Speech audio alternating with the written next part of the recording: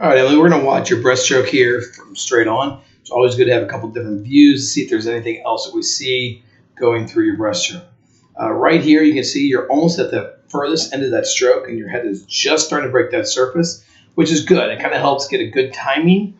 It helps you make sure that you're breathing early, and breathing early is probably one of the more important parts of the breaststroke itself. Again, like how your shoulders are nice and high above that water, and that head is not moving at all. That head is nice and still. It's staying right in line with your shoulders, right in line with your spine.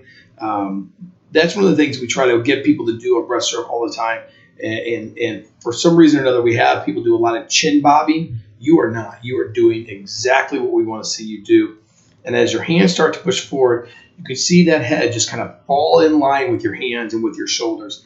Great job there. Good job as you finish your kick. You can see right there your leg's finished, and then you're just starting to get into that second stroke, which is fantastic. The other thing we can see is that your hands are pointed out to the side, which is great. Again, like we said on the underwater, that really helps initiate a good catch in the very beginning of that stroke. Great job there. Good early breath. Hands moving forward. Excellent. Love how you finish your kick every single stroke. The one thing that we were talking about earlier is if you could actually, on a 200 breaststroke, extend that glide the first 100, that's going to even be better. Now let's see how we go into a return here.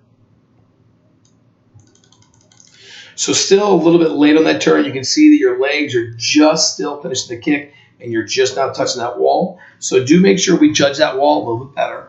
So that's 2 turns that we saw where it's kind of in the middle of a kick. The first turn we saw underwater I thought was excellent. So let's keep making sure that we keep thinking about that that touch. The other thing is do make sure those hands are together. Really, your eyes aren't all that far off where we want to see them. You're kind of looking over here. We'd like to see you looking right here. But all in all, your head position is very good. We like where you are. Just turn it a little bit more than you're perfect, okay?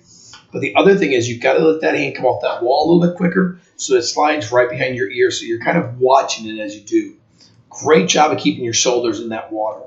One of the biggest mistakes we see from people is coming too high, and you keep your shoulders right at water depth, which is excellent. There you go. Nice knees. Okay, so you're a little bit on an angle pointed up, which is fantastic.